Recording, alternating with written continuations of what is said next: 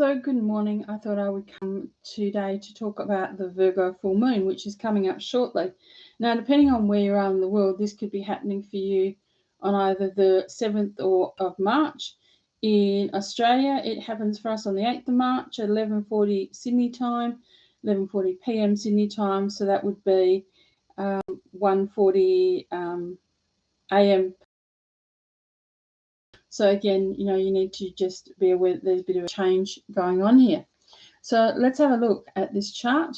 I'm going to show you the chart. Here it is. So it just shows generally what's going on, but I'm going to talk you through it. So the full moon is when the sun and the moon are actually directly opposite each other, and here they're at 16 degrees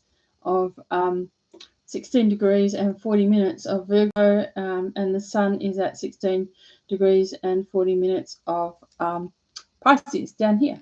So there they are. So the moon up here in Virgo and the sun down here in Pisces. So again, things are moving quite a lot at this time.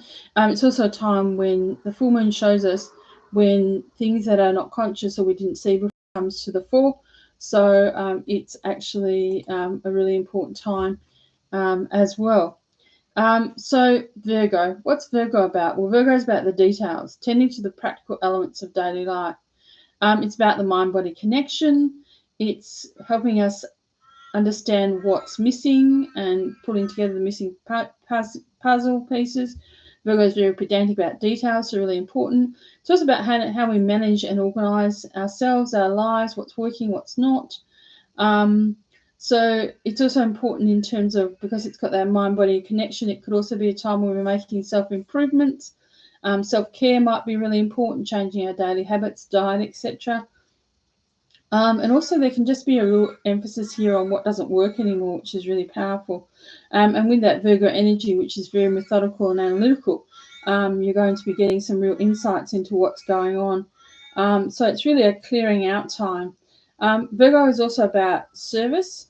So the Virgo-Pisces axis is about service. So Virgo is about service in terms of healing and health to self and others. And Pisces is more about service on a broader spiritual level as well. So there could be some themes coming up here about how can I, with Virgo, be a practical service? And then with that sun in Pisces, how can I also be of spiritual service? And what am I doing on a much more global level as well? It's also the health axis because, Virgo is linked to the gut and digestion and nutrition, so maybe a time to look at all those issues. And Pisces is linked to the blood and the immune system. So again, looking at health and really making sure that that's, working really well within ourselves. Virgo is also connected to a lot of natural therapies, healing, plant medicine, etc. So that can also really help us. At this particular point in time, we have, as you can see down here in Pisces, this is Pisces down here, we have a lot of planets down in Pisces, so there's a really strong Piscean influence at this particular point in time. So this is, we've got Mercury, the Sun and Neptune at that particular point in Pisces. So sometimes the energy could feel a bit unfocused here. You're not sure what you're looking at.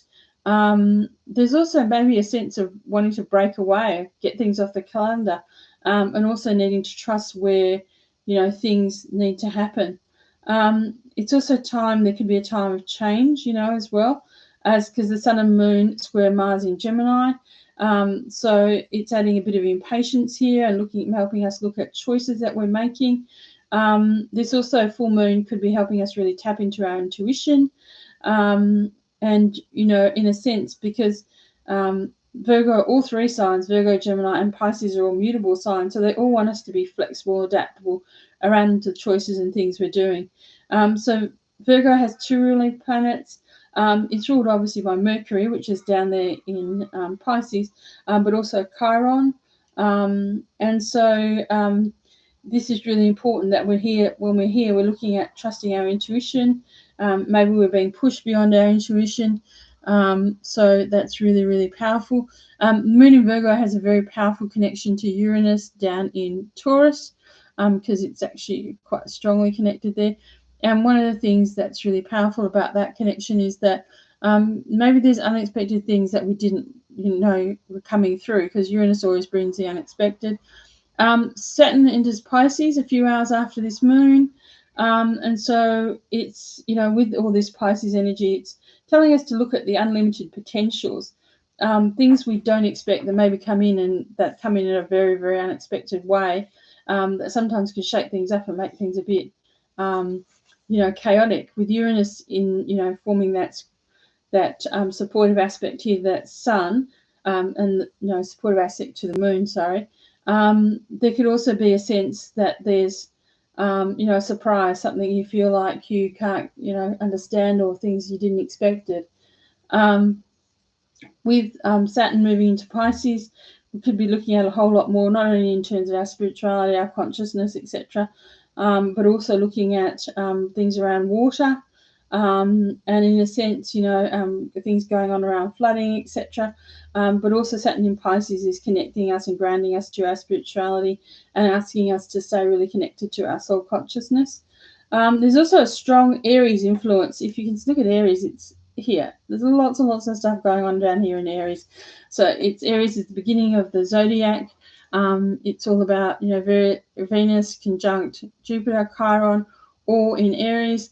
So there's a lot here that's supporting our healing process, looking at encouraging us to be more independent, and maybe with Chiron and Aries, where we haven't felt confident before, it's encouraging us to start a new chapter. And Jupiter down there in Aries is bringing in a lot of support, helping us expand, see new opportunities, and move us forward as well. So because Jupiter tends to amplify, so that's really powerful, and there could be some real reprogramming going on with all those new beginnings as well. The full moon is actually conjunct, it's forming a quincunx to Jupiter down there. So it's two different frequencies. So the moon in Virgo is saying, I want to be perfect, get it right. And Jupiter in Aries is saying, let's just go for it. So there could be a sense of that push-pull for you, in terms of wanting to just move forward on things, and yet not wanting to get stuck in that perfectionist streak, which is really, really powerful.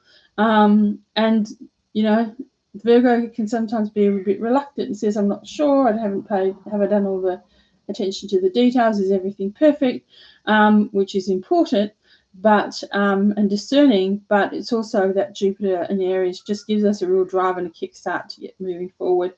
So we know that Pluto moves into Aquarius, and I've talked about that before, and that's starting to come forward, so we're actually starting to move forward in that sense.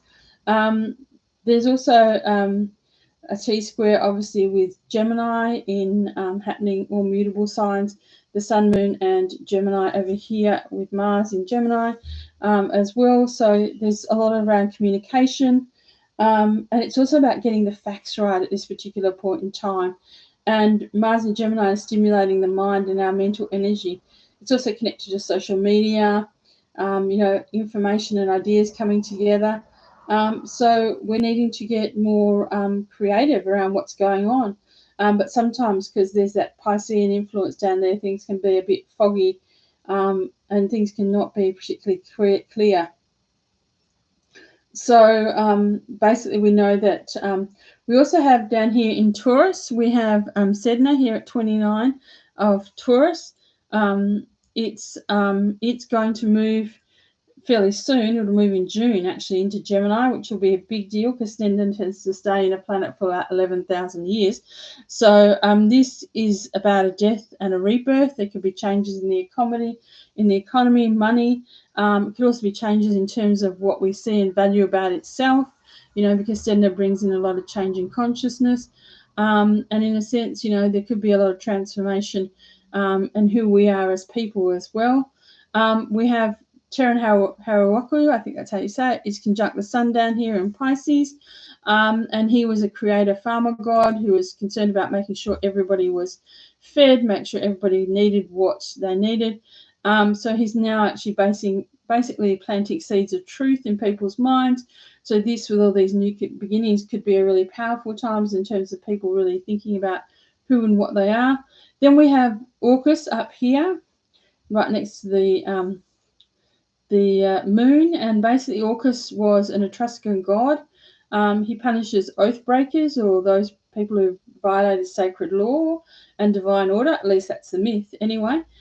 So he's linked to divine justice, to us seeing the truth, really recognizing. One of the things Orcus does in myth is he takes people down to the underworld, helps them really see what's not working for them, what they've done, how they've done it, and maybe what needs to change, and then brings them back up and helps them challenge them to really rethink what they're doing and where they're going.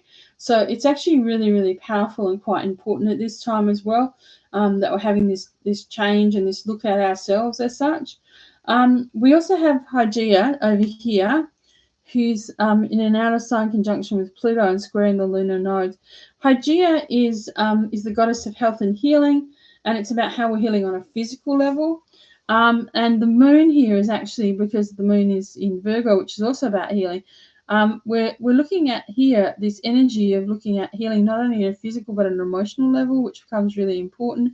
Hygeia also looking with that, that connection to the lunar nodes, is also basically helping us looking at what we're healing around emotionally, what's buried deep within us, and in a sense going within that and really looking at ourselves so we can move forward. And also because she's in a trine with Ceres, our Earth Mother, looking at how Mother Earth is also really healing and really coming together as well, because Mother Ceres is up here.